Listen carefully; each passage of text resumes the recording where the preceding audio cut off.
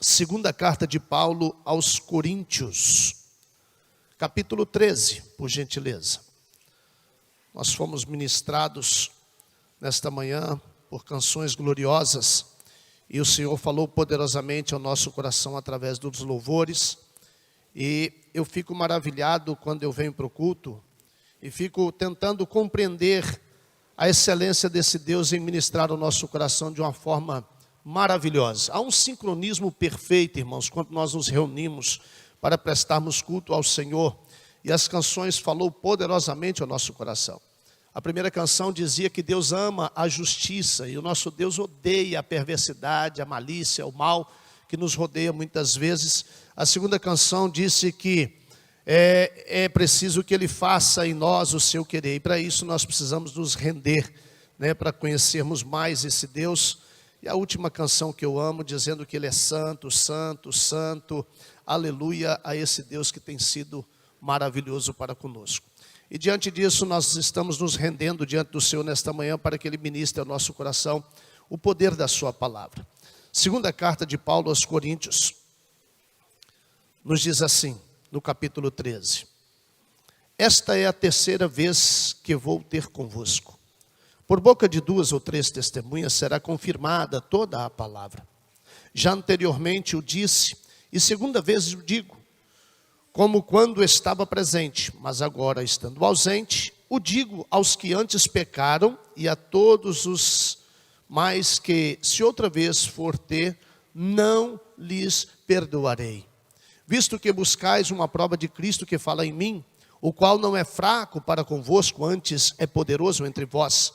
Porque ainda que tenha sido crucificado por fraqueza, vive, contudo, pelo poder de Deus. Porque nós também somos fracos nele, mas viveremos com ele pelo poder de Deus em vós. Examinai-vos a vós mesmos se permaneceis na fé. Provai-vos a vós mesmos. Ou não sabeis quanto a vós mesmos que Jesus Cristo está em vós? Se não é que já estáis reprovados. Mas espero que entendereis que nós não somos reprovados. Ora, eu rogo a Deus que não façais mal algum, não para que sejamos achados aprovados, mas para que vós façais o bem, embora não sejamos como reprovados. Porque nada podemos contra a verdade, senão pela verdade. Porque nos regozijamos de estar fracos, mas quando vós estáis fortes.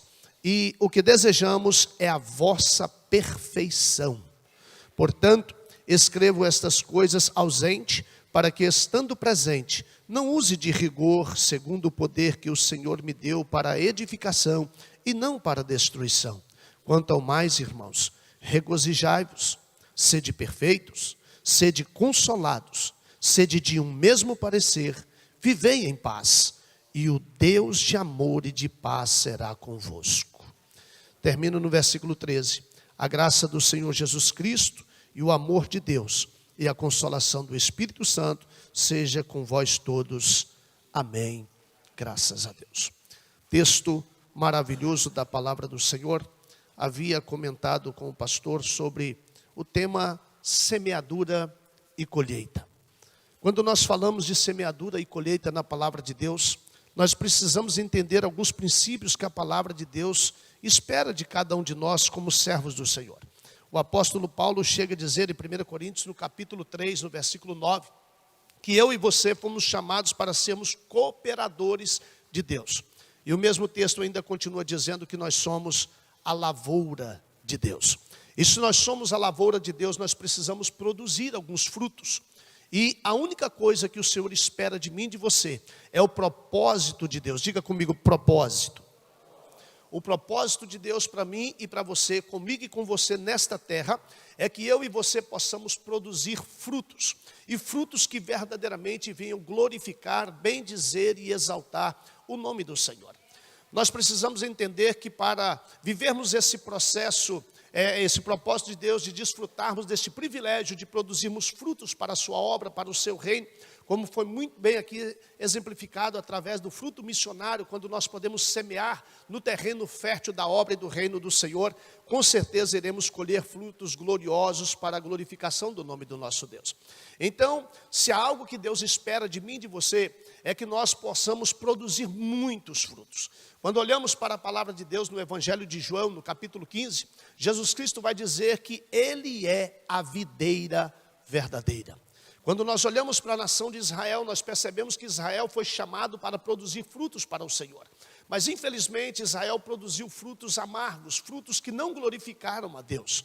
E Deus então escolheu você que está aqui nesta manhã para aprender mais de Deus, que tem sido edificado neste templo pela palavra que aqui tem sido ministrada e cantada. E com certeza você já tem entendido que você está vivendo um processo, e dentro desse processo Deus fará de você uma frutífera videira para a glorificação do nome dEle. Então, amados, em nome de Jesus, nós precisamos entender que antes de uma colheita abençoada, que é o propósito de Deus para nós, a promessa de Deus para nós, nós precisamos entender que antes disso, nós precisamos nos preocupar um pouco, tanto quanto aquilo temos semeado. O que é que nós temos semeado? Como nós temos semeado? O que nós fazemos são atitudes que verdadeiramente são sementes lançadas no solo fértil da nossa existência. E isso com certeza irá produzir. Se existe uma coisa na palavra de Deus, em Gálatas capítulo 7, e nós somos sabedores disso, que a lei da semeadura ela é infalível. E nós precisamos entender que toda semente que nós semeamos, todo comportamento, toda atitude, toda ação que nós temos, são sementes que nós lançamos. E toda semeadura, a colheita será abundantemente maior. E nós precisamos entender que haverá uma responsabilidade sobre a semente que nós semeamos e sobre a colheita que nós consequentemente faremos daquilo que temos semeado. Então a pergunta é: que tipo de semente nós temos semeado no nosso dia a dia? Que tipo de semente nós temos semeado na sociedade que nós estamos inseridos, na nossa própria vida, na nossa casa, na nossa família? Que tipo de semeadura nós teremos nos dias que sucederão a nossa passagem aqui nessa terra, nos nossos estudos aí, para os irmãos que estão ainda na escola, na sociedade, a nossa vida espiritual, os nossos relacionamentos, como tem sido a semente que nós temos semeado no nosso dia a dia. E quando nós olhamos para o contexto aqui, que ora acabamos de ler, queridos, nós queremos fazer aqui uma analogia com a igreja de Corinto.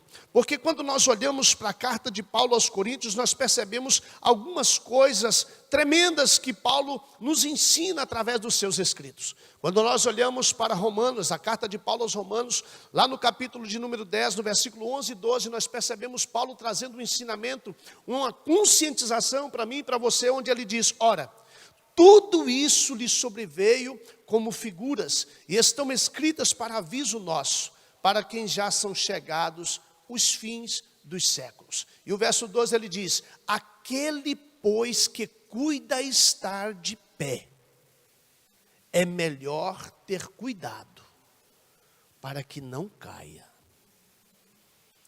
E em Coríntios, ele vai escrever, 1 Coríntios capítulo 15, versículo 4, ele diz: porque tudo que dantes foi escrito, para nosso ensino foi escrito, para que, pela paciência e consolação das Escrituras, teremos ou tenhamos esperança.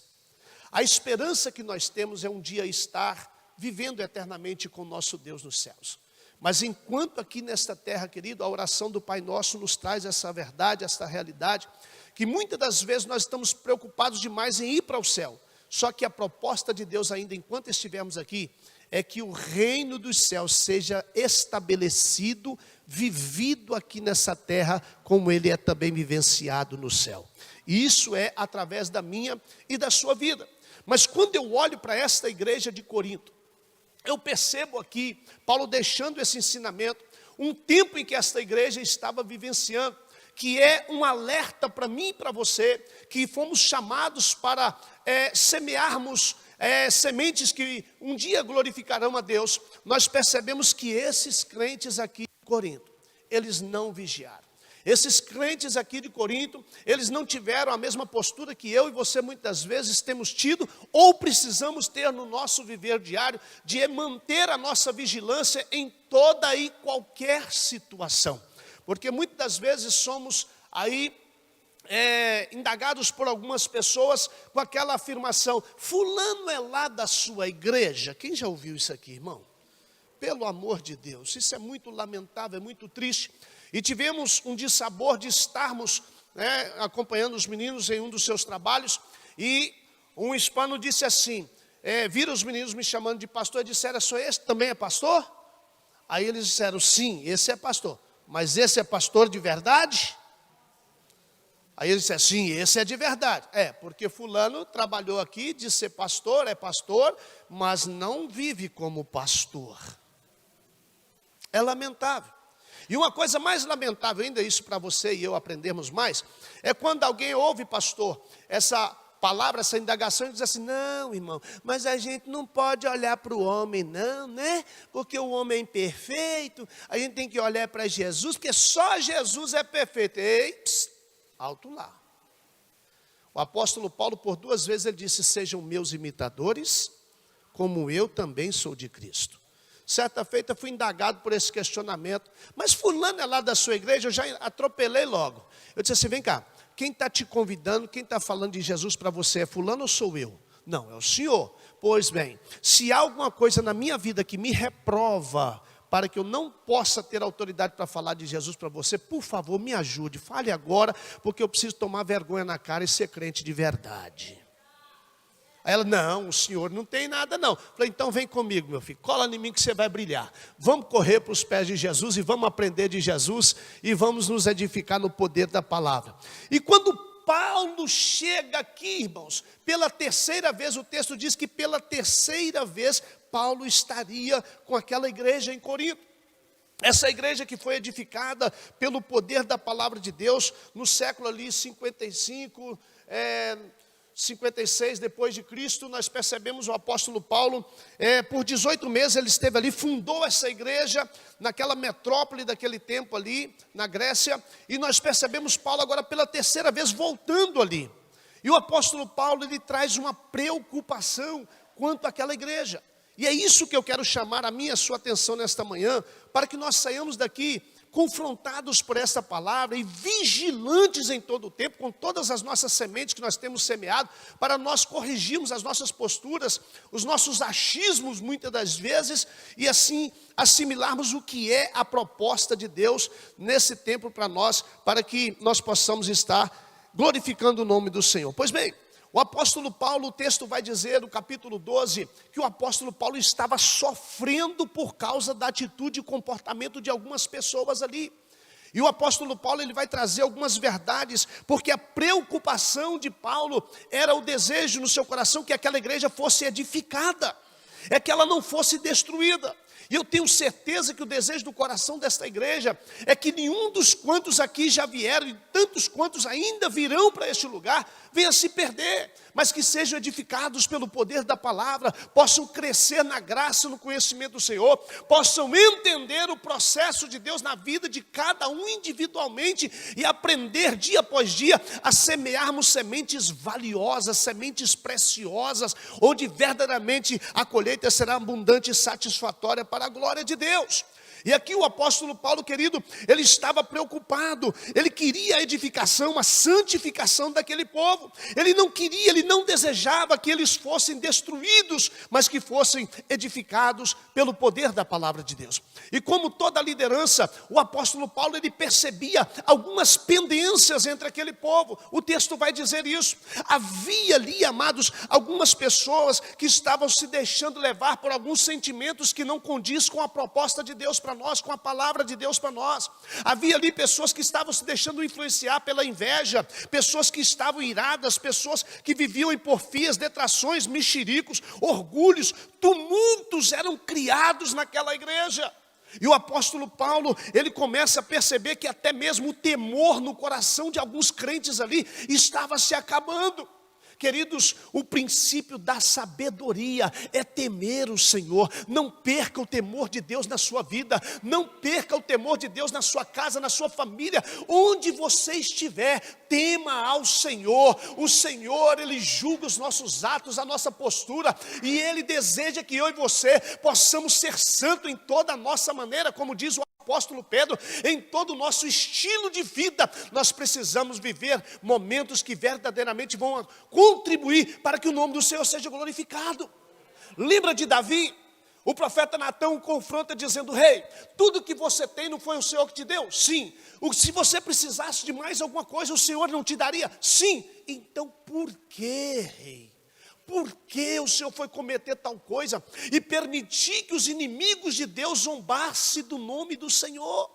Quando eu e você deixamos de semear sementes que vão glorificar a Deus, os inimigos de Deus vão se levantar, eles vão blasfemar, eles vão falar mal do Evangelho, falar mal da igreja, falar mal da liderança, vão falar mal de tudo que diz respeito ao Senhor. E isso não é a proposta de Deus para mim e para você. E o apóstolo Paulo, querido, nessa terceira vez que ele ia ter com aquele povo, no versículo de número 5, o apóstolo Paulo já entra aqui trazendo uma conscientização na mentalidade daquela igreja. E esse versículo aqui, ele mexe comigo. Esse versículo aqui, ele nos traz o entendimento que nós precisamos todos os dias rever os nossos conceitos, os nossos preconceitos, os nossos achismos. Olha o que Paulo vai dizer aí no verso 5: examinai-vos a vós mesmos se permaneceis na fé. Eu vou traduzir isso aqui em miúdo para a gente entender melhor.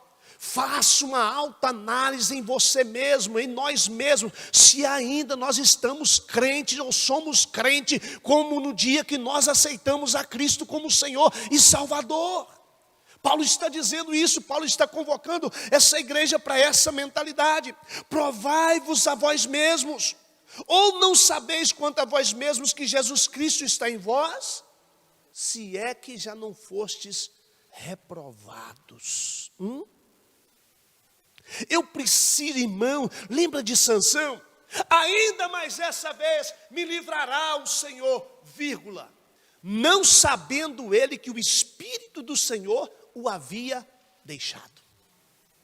Tem muita gente no nosso meio que está achando que é o que não é. Tem muita gente no nosso meio dizendo que tem o que não tem. Mas a proposta de Deus é que nós tenhamos e tenhamos em abundância. E aqui o apóstolo Paulo traz, queridos, essa conscientização. Mas logo no versículo 11, ele traz também o remédio, porque a Bíblia diz que o nosso Deus é aquele que faz a ferida, mas é Ele também que sara a ferida. E aqui o apóstolo Paulo, ele traz essa conscientização, ele traz esse despertamento espiritual, para que eu e você possamos assimilar e aprender que todos os dias é dias de nós analisarmos como está a nossa vida na presença do Senhor. O simples fato de nós frequentarmos a igreja, queridos, não é suficiente. Nós precisamos ser, como diz a palavra de Deus, a igreja do Deus vivo, a coluna e a firmeza da verdade. Aleluia! E aqui no versículo de número 11, é onde nós vamos nos ater aqui para o nosso aprendizado, o que Paulo traz para essa igreja, o que Paulo espera dessa igreja, e o que Deus espera de mim e de você nesta manhã, para que nós sejamos despertados diante dessa conscientização daquilo que Deus espera de cada um de nós. E logo no versículo 11, ele vai dizer o seguinte: quanto ao mais, irmãos, é como se Paulo estivesse dizendo, apesar de todas as falhas que vocês têm tido, apesar de todas as falhas que eu e você temos tido, quanto além disso, irmãos, ele traz aqui uma proposta de Deus para nós. E a primeira proposta é: sede, regozijai-vos. Olha que ele vai dizer: quanto ao mais, irmãos, regozijai-vos. Ou seja, quando Paulo escreve aos Filipenses no capítulo 4, no verso 4, ele vai dizer: regozijai-vos sempre no Senhor. Outra vez digo, regozijai-vos. Tudo que Deus tem para mim e para você é abundante, é transbordante, transcende a nossa mentalidade humana. E nós precisamos entender isso, queridos. Eu fico triste quando eu vejo um crente cabisbaixo, triste, abatido, parece que vencido. Até em muitas igrejas as canções são canções que parecem mais uma lamúria. Já não sou mais exaltação e glorificação ao nome desse Deus que triunfa sobre tudo e sobre todos, que rege dos céus toda a terra e tudo que nela há, porque Ele ainda é Deus e está sentado no alto e sublime trono. Pessoas que cantam, você encontra com crente, e aí, meu irmão, a paz do Senhor, ele diz a paz do Senhor, glória pura. Eu tenho o costume sempre de falar esse negócio de glória pura, e aí no outro dia você encontra com o irmão, e aí, irmão, como é que tá? Paz do Senhor, ele diz, nem paz do Senhor já diz, ele diz, paz do Senhor, irmão. Aí você diz, como é que tá, irmão? Ah, irmão, tá do jeito que Deus quer. Eu digo, não, tá do jeito que nós nos conformamos a estar, porque a proposta de Deus é o melhor. Olha o que diz Isaías capítulo 1, verso 19. Se vocês quiserem, e me ouvirem, vocês desfrutarão do melhor desta terra. Aleluia, essa é a proposta de Deus. Então nós não podemos nos conformar em viver um dia alegre, um dia triste. Esse ano eu completo, pastor, 25 anos de casado, 25 anos de vida conjugal, mais um aninho de namoro, 26 anos. 26 anos que a irmã Cristiano galardona que a mulher vai ser grande, gente. 26 anos de vida conjugal. Eu costumo fazer isso, pastor, vez ou outra, quando eu estou ministrando e entra nessa questão aqui de alegria. Ela entra sempre lá atrás, porque ela trabalha com as crianças na igreja. E eu digo, minha esposa está ali, irmãos. Minha esposa, por gentileza, se eu estiver mentindo, por favor, me chame de mentiroso. Mas nesses 26 anos que nós temos de vida conjugal, de relacionamento, algum dia você me viu triste? Ela levanta e diz, não. Mas por que eu sou melhor do que alguém? Não, queridos, é porque essa é a proposta de Deus para nós. Olha o que diz o salmista, o choro pode durar, possibilidade, uma noite, mas a alegria, certamente, a proposta de Deus, certamente virá ao amanhecer. Aleluia, a gente sofre, a gente passa pelos intempéries da vida, mas a proposta de Deus ainda permanece de pé, e nós somos desafiados a viver essa proposta em todo o tempo. A proposta, Paulo vai dizer, ei, para de choramingar, para de se lamentar, para de murmurar, para de questionar, se alegrem, tenham uma alegria, desfrutem dessa alegria, porque essa é a proposta de Deus para nós. Então tenha, irmão, em nome de Jesus, dá um cutucãozinho santo de alguém e diz assim, meu irmão, se alegra, chuta essa tristeza, manda isso embora, irmão, levanta a tua cabeça, olha para o alto, porque é de lá que vem o teu socorro, aleluia. A proposta de Deus para você é que você sorria, viva feliz em todo o tempo, em todos os dias da sua vida. Eu quero só entrar num contexto bíblico aqui, irmãos. Lembra de Ana, mulher de Eucana, mãe de Samuel? Ela tinha uma amiga, uma adversária chamada Penina. Tem uma coisa muito linda em Ana que me chama a atenção. Eu não consigo ver Ana ir para as redes sociais desabafar. Eu não consigo, pastor. Ela foi para onde? Para o altar do Senhor. Lá ela desabafou. Está com problema? O que a Bíblia diz? Tiago diz isso, irmão, capítulo 5. Está alguém triste? Vai orar. Está alegre? Cante louvores. É a proposta de Deus. Então, em nome de Jesus, meu irmão, se tem alguma coisa que está tentando tirar a tua alegria, tirar a tua paz nesta manhã, nós repreendemos, rejeitamos em nome de Jesus, e que a alegria seja abundante e permanente na sua vida, na sua casa, na sua família, no seu trabalho, onde você estiver, que essa alegria seja derramada de uma forma sobrenatural, como foi cantada nesta manhã, para a glória do nome do Senhor. Em segundo lugar, Paulo traz outro remédio santo aqui, queridos. Sede perfeitos. Lembra de Abraão? Capítulo 17 de Gênesis. Deus havia feito a promessa, alguns anos já havia se passado. Deus chama Abraão para dizer, Abraão, sim, Senhor. Está lembrado da promessa? Sim, Senhor. Então anda na minha presença e ser perfeito.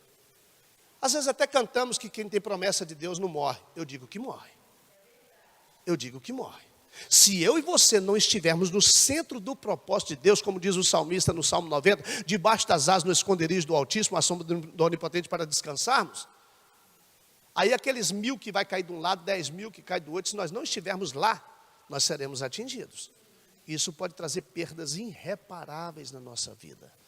Então, em nome de Jesus, meu irmão, vamos nos aperfeiçoar, vamos crescer no Senhor e na força do seu poder, porque a alegria do Senhor é a nossa força. Parece que nós cantamos isso aqui. Isso, a alegria do Senhor é a minha força. Então nós devemos nos aperfeiçoar para que essa alegria, esse regozijo da parte do Senhor seja uma realidade na nossa vida, não somente na vida do irmão que senta do nosso lado na igreja, não somente na vida da família que mora perto da casa da gente, não somente na vida de alguns, mas na vida de todos quantos temem e servem ao Senhor com integridade e procuram se aperfeiçoar na presença do Senhor. Aí eu olho também aqui para uma terceira coisa que Paulo chama a atenção: sede consolados. Isso é maravilhoso, irmãos. Lembra quando Jesus estava para voltar para o Pai? Lá em João 14, 16, por ali. Eu vou voltar para o Pai, mas eu não vou deixar vocês sozinhos, desamparados, órfãos. Eu vou rogar ao Pai, e Ele enviará outro Consolador.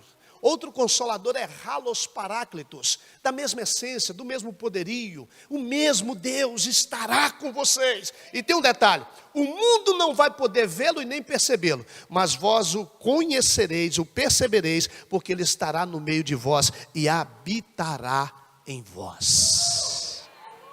Proposta de Deus, irmão. O Espírito, a gente até canta, né? O Espírito Santo se move em você. O Espírito Santo conduz, o Espírito Santo guia, direciona. Ele traz aquilo que é de melhor da parte do Senhor para a nossa vida, trazendo conforto, consolo às nossas vidas em todo o tempo. E nós precisamos nos ater a isso, que o Espírito Santo, o próprio Deus, habita em nós, está no nosso meio. Ele é o nosso Consolador. Em quarto lugar, sede de um mesmo parecer, ou tenham a mesma visão, o mesmo propósito. Queridos, quando Deus estabelece na sua obra, lá em Efésios, a liderança da igreja, instituiu Ele uns para apóstolos, pastores, mestres, evangelistas, profetas. Deus estava querendo, diz o texto, o aperfeiçoamento dos santos. E aqui Deus tem dado para vocês pastores, Deus tem dado lideranças de departamentos, para que vocês possam ser edificados em um mesmo propósito e ter o mesmo parecer, ou seja, manter uma unidade, para que o nome do Senhor continue sendo glorificado na vida desta igreja, na vida de cada membro desta igreja, como o corpo de Cristo, nesta cidade, nesta nação. E aqui o apóstolo Paulo traz esse ensinamento: sede de um mesmo parecer, ou seja, de uma mesma opinião, sem discórdia, porque lá em Corinto havia discórdia, havia dissensão, havia tumultos. E Deus não nos chamou para isso. Deus te chama para ter o mesmo parecer. Então, em nome de Jesus, segue a sua liderança, seja pastoral, seja do departamento, onde você estiver inserido. Deus constitui autoridade sobre nós para nos moldar e nos aperfeiçoar, para que em tudo nós possamos crescer para a glória e o louvor do seu nome. Em último lugar, ele diz: vivei em paz. Queridos, vivemos dias de uma falta de paz terrível sobre a terra. Guerras, rumores de guerras. Muitas pessoas estão aí envolvidas em guerras familiares, em guerras terríveis que se levantam muitas das vezes no nosso dia a dia. Deus nos chamou para sermos promotores da paz. Lembra do texto? O quanto estiver em vós, não é quando não, viu? É quantitativo. O quanto estiver em vós, tenhais paz com todos. Porque isto, Deus nos chamou para sermos agentes e promotores da paz, queridos. E nós vivermos em paz todo dia. O Salmo 46, no verso 10, olha o que o salmista diz: aquietai-vos, sabei que eu sou Deus, serei exaltado sobre a terra. Deus está assentado no seu trono. Ele ainda é o detentor de toda a paz, porque Ele é o príncipe da paz, aleluia. E Ele tem paz para o meu e para o teu coração em toda e qualquer inquietação da nossa vida. Então, em nome de Jesus, erga a tua cabeça nesta manhã e entenda que a paz de Deus, que excede todo entendimento, é ela que guarda o teu coração em Cristo Jesus, para que nós sejamos verdadeiramente um instrumento nas mãos do Senhor. Lembra lá de Êxodo capítulo 14, no versículo 13? Moisés conduzindo o povo, chega diante do Mar Vermelho, o faraó vindo atrás. E ele então se levanta diante de uma inquietação terrível no meio do povo. Moisés responde ao povo: não temais. aquietai-vos e vede o grande livramento que o Senhor vos dará nesse dia. O Senhor pelejará por vós, e vós vos calareis. Queridos, eu costumo dizer que 80% para 90% dos nossos problemas somos nós mesmos que criamos. E nós precisamos aprender a ter domínio próprio. Nós precisamos aprender a controlar melhor as situações para nós vivermos em paz. E quando eu olho aqui, queridos, a vida que nós estamos vivendo, essa ansiedade, né? Pela solicitude das coisas que nós carecemos no nosso dia a dia, a palavra tem resposta. Mateus capítulo 6, a Bíblia vai trazer para mim e para você uma verdade muito linda ali sobre a ansiosa solicitude pelas coisas da vida.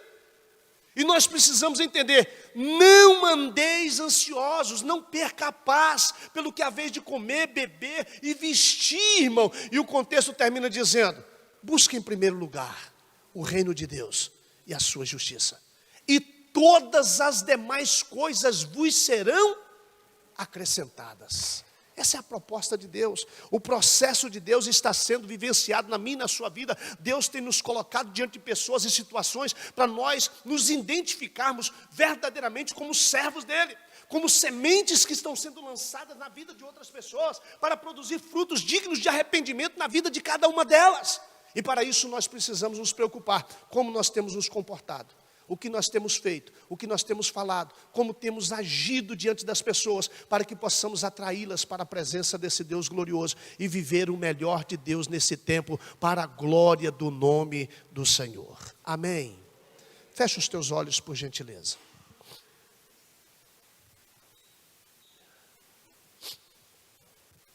Aleluia. Quando Jesus fala de paz, naquele tempo, lá em João 14, ele vai dizer, deixo-vos a minha paz vos dou, não vos la dou como o mundo a dá, não se atemorizem, não se turbe o vosso coração. E nós precisamos atentar para essa verdade. Por que Jesus disse isso? Deixo-vos a minha paz. Porque a paz de Jesus, ela é verdadeira. A paz de Jesus não era como a Pax Romana, estabelecida naquele tempo, onde subjugavam as nações e mantinham sobre ela uma falsa paz, onde os inimigos não atacariam aquelas nações. E Jesus vem dizer, olha, a minha paz não é como essa fajuta Pax Romana, que é só externa, aparente. A paz que eu dou, ela excede. A paz que eu dou, ela entra na alma. A paz que eu dou, ela muda a personalidade. A paz que eu dou, aleluia, ela guarda, ela guia os vossos corações na presença do Pai. E lá em João 16:33 ele diz assim, tenho-vos dito isso, para que em mim tenhais paz. No mundo tereis aflições, mas tende bom ânimo. Eu venci o mundo. E o apóstolo Paulo termina trazendo 3 experiências gloriosas quando ele ministra aqui a bênção apostólica no versículo 13. A graça do Senhor Jesus Cristo e o amor de Deus e a consolação do Espírito Santo seja com vós todos. Amém. Essas 3 experiências da graça de Cristo, da sua presença, poder, misericórdia e consolo. Segundo lugar, do amor paternal de Deus com todas as suas bênçãos. E em terceiro lugar, da comunhão cada vez mais profunda com o Espírito Santo. Desfrute isso, querido. Vivencie isso no seu viver diário. Se submeta ao chamado de Deus sobre a sua vida. Homens e mulheres que Deus tem colocado como autoridade sobre você, para te ajudar no aperfeiçoamento, para que dia após dia você possa compreender melhor a semente que você estará lançando. Porque amanhã eu não posso semear como eu semeio hoje. A semente que eu semear amanhã, ela precisa ser melhor do que a semente que eu estou semeando hoje. Como consequentemente, a semente que eu estou semeando hoje, ela é maior, ela é melhor, ela é mais aperfeiçoada do que as sementes que eu lancei na minha existência no dia de ontem. Pai, no nome de Jesus, te dou graças, Senhor, porque o Senhor tem nos chamado para vivermos no centro do propósito do Senhor. E aqui nesta manhã eu encontro homens, mulheres, jovens, até mesmo crianças, ó Pai, reunidos nesse tempo. E estão aqui, ó Deus, porque creem que o Senhor é um Deus que nos aperfeiçoa. Creem que o Senhor tem trabalhado na vida deles dioturnamente. E esse processo que o Senhor está desenvolvendo na vida de cada um deles, como também na minha vida, Senhor, isso vai contribuir para que nós sejamos pessoas melhores. Isso vai contribuir para que nós sejamos verdadeiramente testemunhas do Senhor, onde verdadeiramente as pessoas olharão para nós e glorificarão o nome do Senhor por tudo aquilo que temos semeado na vida deles, onde quer que nós estejamos. Fica conosco, Senhor. Continue realizando na nossa vida e através da nossa vida a obra, a vontade e o querer do Senhor. Que nós não sejamos e nos deixemos levar, como a igreja de Corinto, por alguns sentimentos carnais, mas que nós sejamos confrontados e despertados nesta manhã para continuar vivendo aquilo que o Senhor tem e espera de cada um de nós. Pois oramos, entregamos a Ti, ó Pai, cada lar, cada família aqui representada nesta manhã, todos quantos aqui congregam, mesmo aqueles que não puderam estar aqui nesta manhã, que o Senhor continue, ó Pai, abençoando, guardando, sustentando, livrando de todo o mal e realizando a Tua obra para a glória do Teu nome, por tudo que o Senhor é e representa para cada um de nós. Te louvamos e Te adoramos com ações de graça em nome de Jesus. Amém?